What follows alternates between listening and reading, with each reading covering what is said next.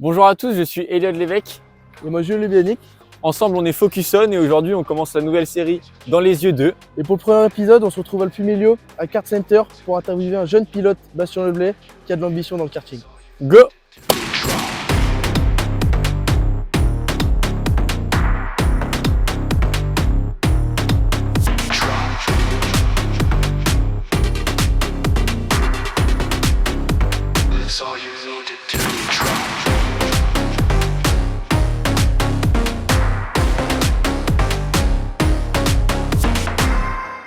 Bastien, bonjour, comment tu vas? Ça va très bien, et toi, Elliot? Super. Donc, on va te poser plusieurs questions par rapport à la piste Kart Center et puis ta petite carrière de pilote. D'accord. Et donc, est-ce que tu peux nous dire depuis combien de temps vous avez racheté cette piste-là? Cette piste, on l'a rachetée depuis le début de l'année, depuis janvier. Pourquoi vous l'avez rachetée? Pour quelles raisons? En fait, déjà, ça fait 9 ans qu'on est dans le karting, en termes de compétition et même loisirs. Ouais, c'était Nicolas Drapowski, l'ancien propriétaire de cette piste, et c'était un bon ami à mon père. Et puis, lui, il a dû partir autre part pour d'autres raisons. Et puis, il nous a proposé cette piste. Donc, avec mon père, on a dû parler tous en famille. Et puis, c'est venu, on va dire, je sais Instinctivement, pas, normalement. instinctivement. Et puis, on s'est lancé dans ça parce que c'était notre passion, en fait. Carrément. Et j'imagine que ça demande beaucoup d'investissement. Tu arrives à le gérer avec les cours, les courses, etc. Investissement, c'est plutôt mon père qui gère ça. Mais moi, j'aide mon père les week-ends et mercredi après-midi dès que j'ai pas cours. Et si j'ai des choses à faire par rapport au cours, on avise comment on peut faire, comment il peut se débrouiller pour trouver du monde pour travailler. Et puis sinon, ça se passe bien. Et puis, j'ai vu ça, vous faites aussi des soirées spéciales, par exemple les nocturnes, etc. C'est tous les combien de temps ou combien de fois par semaine ou par mois? En pleine saison, on va dire du coup l'été, c'est 2 fois par semaine, 2 fois par mois, les nocturnes. Du coup, on baisse le tarif. Au lieu que de 18 euros, on baisse à 10 euros. Ok. Et puis les endurances ou même certains événements, on voit par rapport souvent à la météo aussi. Ça dépend les personnes. Il y en a qui préfèrent la pluie, d'autres le sec. Donc on avise par rapport à la saison et par rapport à la météo. Ok. Et puis, est-ce que vous faites des formats, par exemple le Grand Prix, Qualif ou tout ça? Du coup, on a plusieurs formats. Bah, d'abord, on a les sessions de 10 minutes, tout simple. Après, on a le challenge. Donc, c'est 10 minutes d'essai, 10 minutes de chrono et 10 minutes de course. Ensuite, on a le Grand Prix. Donc, c'est 10 minutes d'essai, 10 minutes de chrono et 15 minutes de course. Donc, c'est un peu plus longtemps. Ouais. Et puis, on a le Super Grand Prix. Où c'est 10 minutes d'essai, 12 minutes de chrono et 20 minutes de course. Et ensuite, après, on propose des endurances de 2 heures. Du coup, tu nous as parlé de la piste un petit peu. Oui. On est sorti dessus, il pleuvait, on est rentré. Est-ce que tu aurais quelques chiffres à nous donner? Est-ce qu'elle est compliquée, les virages, etc.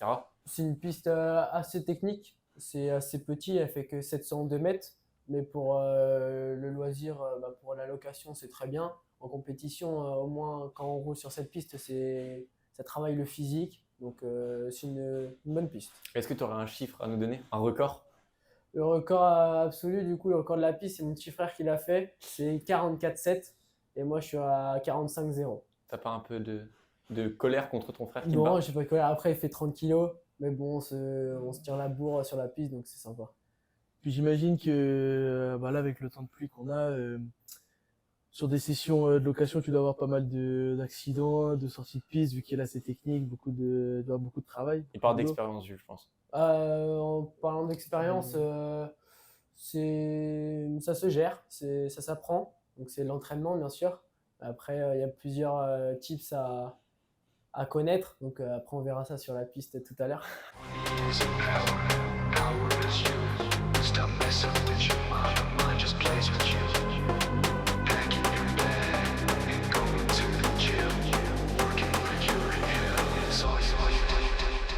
Du coup, on change un peu de sujet. Là, on va parler plus de toi. On est là ici aujourd'hui, c'est pour toi. Est-ce que tu pourrais nous parler un petit peu de tes commencements en karting, de tes débuts, de ton expérience, comment tu as choisi ce sport? Ok. Du coup, j'ai commencé à mes 8 ans. Donc en fait, ça a commencé que ma mère avait acheté une place de karting sur le karting de Plémel, donc kart 56. Et j'ai fait mes premières séries et puis les personnels de là-bas m'ont dit que j'avais un bon petit coup de volant. Donc ça a commencé comme ça. Et puis ils ont incité à mes parents à me mettre justement à l'école de pilotage à ce karting-là. Et puis j'ai fait cette école de pilotage pendant 1 an et puis j'ai évolué. Et puis quand j'ai fini cette école de pilotage, on est parti en compétition. Et puis c'est comme ça que ça s'est lancé. Et puis là maintenant, je suis toujours en train de faire du karting. Donc c'est d'abord un petit coup de chance, un petit coup du destin qui t'a mis sur la piste, on peut C'est dire. ça, c'est mes parents qui m'ont acheté en fait une série. Et puis moi j'ai kiffé ça et puis j'ai continué à rouler. Quand tu dis ils t'ont acheté une série, de base c'était juste, admettons, pour un anniversaire ou Oui, c'était juste pour amusement en fait. On passait devant, donc on a fait une petite série comme ça et puis voilà. Et donc, moi, je me suis déjà déplacé sur un de tes week-ends. Et donc, je voudrais que tu expliques, si tu peux, aux gens qui nous regardent, le déroulement d'un week-end type de course, par exemple. parce que je souhaite préciser que y en a qui regardent et qui connaissent pas forcément ton Ouais, sport, et c'est important de préciser comment ça se passe. Après, dans le karting, il y a plusieurs courses. Donc, il y a les championnats régionaux et puis sinon c'est national ou voire même international, ceux qui peuvent se le permettre. Sur un week-end de course, on va dire national, sur un gros week-end de course où il y a les meilleurs Français, on commence à rouler dès le jeudi. Donc, on arrive le mercredi soir dès qu'on peut après les cours. On commence à rouler le jeudi, c'est les essais, tranquillement, où on peut affiner les réglages, ainsi de suite. Tester les limites de la piste. Exactement. Après, même apprendre la piste, ça dépend si c'est une nouvelle piste ou pas. Puis le vendredi, c'est encore les essais. Et généralement, les chronos, c'est le soir. Et les chronos, du coup, ça nous place pour les manches du lendemain, donc le samedi. La plupart du temps, c'est 2 manches, voire 3 manches. Puis le soir, il y a la super manche, donc c'est comme l'après-finale, mais maintenant, c'est passé en super manche. Et puis le lendemain, c'est la finale. Même des fois, on a un warm-up le matin et puis on passe à la finale le matin. Donc ça fait quand même un gros week-end, un week-end dense. Un week-end physique. Un week-end Fatigue. physique, il y a la fatigue aussi, donc c'est pour ça qu'il faut bien s'échauffer aussi le matin et puis être dedans tout le week-end et puis voilà. C'est un véritable sport. Oui, c'est un sport physique. Il y en a beaucoup qui disent que ce n'est pas physique, mais c'est un sport très physique. Et puis il y a la fatigue en même temps, il faut rester concentré, c'est mental aussi. C'est Bastien Leblé, lui, qui essaye de faire voler en éclats la suprématie de Simon Périgny. Et c'est passé pour Bastien Leblé qui prend les commandes. Sur ton devant, est-ce que tu pourrais nous expliquer un peu ton petit palmarès? Parce que je sais que t'en as quand même un petit, un sacré. Du coup, je fais 4 fois champion de Bretagne et Pays de la Loire. J'ai fait la FFS Academy, c'est un championnat de France en 5 courses où c'est avec des sélections. J'ai fait 2 fois troisième du coup à ce championnat-là. Et puis l'année dernière, j'ai fait troisième à la Coupe de France. Et j'ai fait de nombreux podiums, que ce soit régional ou national, sur des grosses courses nationales. On a affaire à un futur Un Lewis expert, Hamilton, un un futur expert. Lewis Hamilton de la Formule 1. On n'a pas mis les trophées derrière, on a choisi les casques. Non, ils sont restés à la maison. Ils sont restés à la maison. Ouais. C'était au chaud. Donc avec Elliot, nous on se demandait, puisque la saison touche maintenant à sa fin, et donc on se demandait si tu allais envisager soit de continuer en karting, soit de changer de catégorie ou pour passer à autre chose. Le but, c'est de devenir pilote professionnel, bien sûr. Le seul problème aujourd'hui, c'est le budget. C'est un sport qui coûte cher. Donc, tout ce qui est lié avec le sport automobile, c'est très coûteux.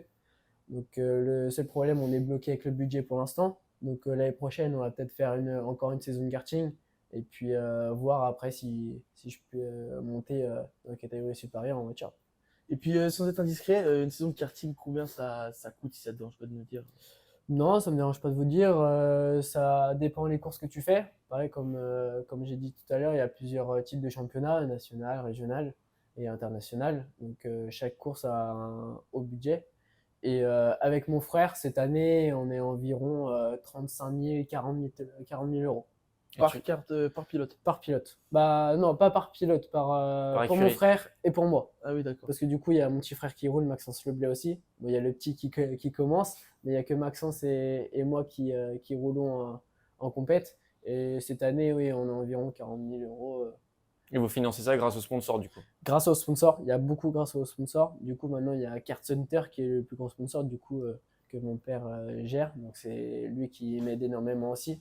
Mais oui, les sponsors m'aident énormément. Et donc moi, j'étais dans ta classe en seconde. J'ai eu l'occasion de discuter beaucoup avec toi en étant un grand fan de Formule 1 notamment. Tu as fait des essais en Formule 4. Est-ce que Ouais. tu peux en parler un petit peu? Est-ce que tu peux nous évoquer un petit peu cette expérience? Bah, du coup, suite au championnat de FFSA karting, du coup, que j'ai fait en 2022, vu que ça s'est bien passé, j'ai eu un bon feeling avec le directeur de la FFSA, j'ai pu discuter avec lui. Et puis, il m'a dit que le 26 et 27 septembre, il y avait un test de F4 qu'ils organisaient tous les ans. Et puis, il m'a invité. Et, euh, et quand je dis invité, c'est que j'ai vraiment rien payé. C'est la FFSA qui m'a invité à rouler le jeudi et le vendredi. Donc pour ceux qui s'y connaissent pas trop, la F4, c'était comme il y avait eu le Grand Prix Explorer. Au circuit du Mans, bah, où tu as fait justement Où j'ai le- roulé justement sur le circuit Bugatti. Un honneur. Ouais. T'es fier? Je suis fier, c'est vraiment quelque chose de monter dans une F4, de conduire dans une F4. Il y a pas énormément de monde qui conduit des F4, donc c'est une chance. Et du coup, tu nous as parlé un petit peu des sponsors et tout ça. Tu nous as aussi parlé de ton frère. Est-ce que tu peux te parler un petit peu de votre association que vous avez créée, BMT Racing? C'est ça. Du coup, BMT Racing, c'est une association qu'on a créée en 2017 pour qu'on puisse continuer dans le karting en fait, parce que au début c'était compliqué, on a commencé tranquillement et puis on a vu que c'était un sport très coûteux, donc on s'est dit qu'on va créer une association. Donc BMT Racing, ça signifie que Bastien, Maxence, Thibaut, donc on est trois bien sûr dans la famille, et puis ça nous aide énormément en fait pour bah là aujourd'hui on est là grâce à cette association. tu roules sous les couleurs de BMT Racing, c'est un peu ton écurie entre guillemets dans On, la course. on peut dire ça, BMT Racing en fait c'est vraiment en plus, c'est pas une team structurée en fait, c'est vraiment oui une association. Et sur les courses, moi ça faisait 8 ans que j'avais roulé, que je roulais avec mon père, du coup c'est mon père qui faisait ma mécano et qui faisait mon mécano, et puis après on avait des aides à côté. Et depuis cette année là je roule avec une team qui s'appelle RLS. Et en motoriste, c'est AS Racing, donc celui qui m'aide depuis que je commence le karting. En fait. Et donc après, tu as parlé justement de tout ce qui est image un petit peu de ton kart, de toi. Est-ce que tu peux nous parler un petit peu de ton casque? Comment tu choisis ton design par exemple? Ça peut être intéressant. Bah, du coup, moi, quand j'ai commencé le karting, j'étais un peu, on va dire, à l'arrache, on va dire, parce que j'avais un casque de moto et tout. Bah, quand tu commences, t'es un peu, voilà. Et puis, 2-3 ans après, bah, justement, l'ancien propriétaire, Nicolas Drapowski, et que je le prends comme mon tonton, on va dire, pour mon anniversaire, bah, sur une des courses, c'était Laval, je me rappelle, sur un trophée de Bretagne, sur une petite course. Et il m'a offert ce casque. Donc, c'est lui vraiment qui a fait le design et tout, parce que je voulais avec un châssis qui était alpha. Donc ça a des couleurs bleues et orange, et c'est pour ça qu'il a fait ces couleurs-là. Et puis depuis, je roule toujours avec. Puis Alpha qui est un de tes sponsors aussi ou toujours ou... Non, pas du tout, c'est une marque de châssis en fait. Maintenant, ils ont arrêté, c'était vraiment avant parce que j'étais pilote officiel Alpha. Donc c'est après, vous connaissez peut-être pas trop les marques de châssis, mais la marque la plus connue c'est Sodi. Et du coup, Alpha, c'était une réplique de Sodi, mais avec d'autres couleurs en fait. Mais maintenant, aujourd'hui, ils n'existent plus. Et puis voilà.